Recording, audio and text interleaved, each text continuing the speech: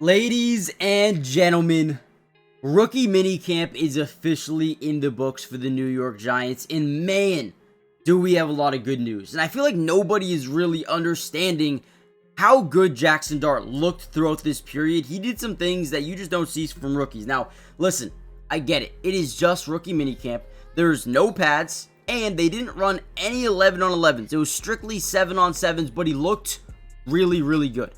Okay, so in this video, what we're going to do is break down everything you need to know, not only about Jaxson in the offense, we're going to talk a lot about it, but we're going to talk about all the rookies that we saw from Darius Alexander, Cam Skattebo, right, Abdul Carter. We're going to break everything down that you need to know. Before we dive in, do me a big time favor, guys. Look at the top left. You're going to see some names, and I need you guys to do me a favor. Without these reporters of the Giants, these videos are not possible to make. So go give them a follow. All credit is to them. Again, without them, this is not possible to do. So go give them a follow on X or Twitter, whatever you want to call it. With that being said, let's just dive right into the video. So I'm going to show you some highlights here of overall Jaxson, what he did at practice. A bunch of different clips here with Eli Manning and Eli's son. You can tell that mentorship could be huge going forward. Some of these clips are a little bit blurry. That's just what it is. This is a D-bomb. Look at this ball from Jaxson. This thing is wild. Now, again, it's very tough to see. Very, very tough to see. But it hits the receivers in the hands and slightly goes over. Now, I would say that's a good throw. We have to understand one thing specifically is he has not a lot of chemistry with these wide receivers. He is learning how they run, how fast they run. So it is very difficult as a quarterback just coming in to have that chemistry already made with these guys. The first thing I love about Jaxson is his quick release. This guy, when he's really going for it, he's got a quick release, which is huge for the NFL level. Now, although they didn't run any 11-on-11 drills, a lot of his work came in on 7-on-7s. He completed 8 of 10 passes with also, right, this is Friday, this is day 1, right, 8 of 10 passes he completed in 7-on-7s, and guess what? 2 of those passes were drops.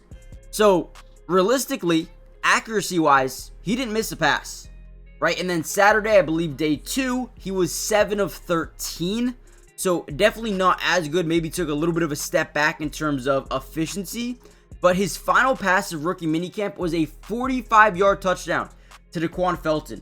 So what we've seen from this man, Jaxson is really good accuracy.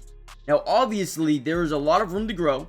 He only is playing with rookies, and now he's getting into the lineups with the veterans, right? Over the next couple of days, he'll be passing with, right, and behind Russell Wilson, Jameis Winston. Right, looks like he might even slot in front of Tommy DeVito. That's how good he's already been in rookie minicamp. But he's going to be throwing to guys like Malik Neighbors and Wan'Dale Robinson and Darius Slayton and Jalen Hyatt, right? He's got to build that chemistry up with those, right? We know he's got chemistry with Antoine Wells, building chemistry with Daquan Felton and Bo Collins and Jordan Bly and Dalen Cambry, right? So he is building chemistry with some of these guys. But man, he is about to get a lot more competitive over the next couple of days. Now, listen, the best thing that you could say about Dart right now is leadership. Man, the leadership is unbelievable. I have seen some rookie quarterbacks, right? This guy's different, and I can tell why they traded up for him. This guy is different. It's pretty obvious. It is pretty obvious how much of a leader he is in the huddle, right? Making sure guys need to be where they're going to be, right? Or making sure they're going to be in the right spots when they have to be there. You know, he took accountability. It wasn't like when the guy dropped the ball, he was like, oh, man, you got to catch that. What are you doing? Like, no. He took accountability, man. This is a player I really like. Now, listen. We'll see how he continues to develop versus 11-on-11 defense. It's a lot different when there's pass rush. So that is something that is yet to be seen. But in my eyes, he has showed a lot of really good things, at least so far. Okay? It's very early. Take everything with a grain of salt. A lot of work that needs to be done going forward. But I'll tell you what. First impression for Jaxson, man, he's good. Not a lot of his passes sailed. Ah, man. Okay, we're going to move on to the next topic here. But just know, I'm a big fan of Jaxson. I think he's going to be a really good player. Now, before we talk any further about not only Cam Skattebo, but also Abdul Carter as well, I need you guys to do me a little favor. Hit the like button if you want more Giants videos throughout the entirety of this year's offseason. What does that mean? Well, we got OTAs right around the corner, right? We also have mandatory minicamp right around the corner. We have training camp in a couple of months. If you want me to cover every single practice, all you got to do is hit that like button and comment down below P2. But most importantly, make sure you guys do me the biggest favor and subscribe to the channel if you're new, because one, it is free. It doesn't cost anything to join the family. And like I said, we got you guys covered every single practice. We got preseason film analysis. We got regular season film analysis. Everything you need to know, we got you guys covered. Join the family. Turn on post notifications. Let's dive back in. And then you have big Abdul Carter, man. This dude is going to be a unit. Now, obviously, with no contact and no pads and whatnot, it's kind of tough to see how a lot of players are going to be in the NFL, how good they can be. But Abdul Carter is a little bit different because he's got such great size, speed, quickness, leg strength, drive power. This dude, again, with a limited amount of time, showcased some amazing things. I mean, he's got some physical gifts that we have never seen before. And he has been using every single one of them. It's weird because they're using him in these pass pro reps. I don't understand why. But you can already tell the amount of flexibility a guy like Abdul Carter has it's insane. I don't think he's going to be playing any offense. I don't know why they're working on these pass blocking drills or whatever it is. You saw him go through a little bit of special team drills as well. He's not going to be playing special teams. He's not going to be playing special teams. I guarantee it. He's going to be a guy that plays a lot of different spots though. Right? They're talking about using him as a double mug blitz linebacker. And essentially what that means is, right, you come out in your four with your 4 defensive linemen, and then you put both your middle linebackers, your inside backers, over the center, right? Put a lot of pressure on that double A gap. And when you do that, you can create a lot of opportunities, not only for the A gap, but also the B gappers, the C gappers, the D gappers, the 5 techs, whatever you want to call them, right?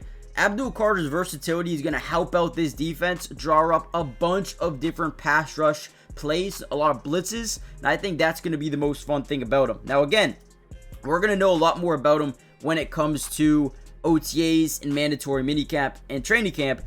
Right now, we don't know too much, but we know he's going to be nasty. Now, what's interesting about Cam Skattebo is we can already tell that he's going to be a really dynamic type of running back in the NFL. First thing that I noticed about him is his pass catching ability out of the backfield, and we've kind of already started to hear things about, Tyrone Tracy and Skattebo having 2 different type of play sets, 2 different type of play styles, and it reminds people a lot of Ahmad Bradshaw and Brandon Jacobs type of offense back in, whenever that was, right? Now Skattebo is 5'9", very stocky, hard to see in the backfield. But what I love about him again is the fact that he can catch the ball as a receiver out the backfield. Now you guys are all probably thinking, well, Tyrone Tracy is a former wide receiver. What do you mean he's going to be the 3rd down back? Listen, Skattebo is a capable blocker. Okay, when you can block, you're going to be on the field on 3rd downs, whether it's 3rd and 5, 3rd and 8, 3rd and 12, whatever it may be.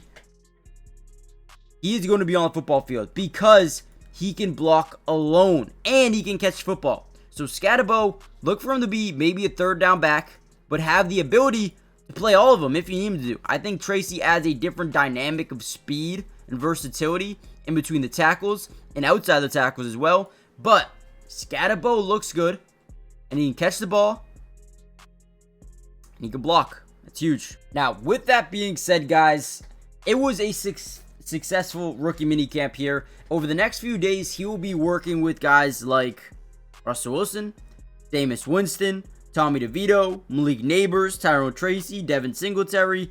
Things are going to get really exciting over the next few days. Okay, so I need you guys to be locked in. I need you guys to hit the like button, subscribe to the channel, join the family, turn on post notifications.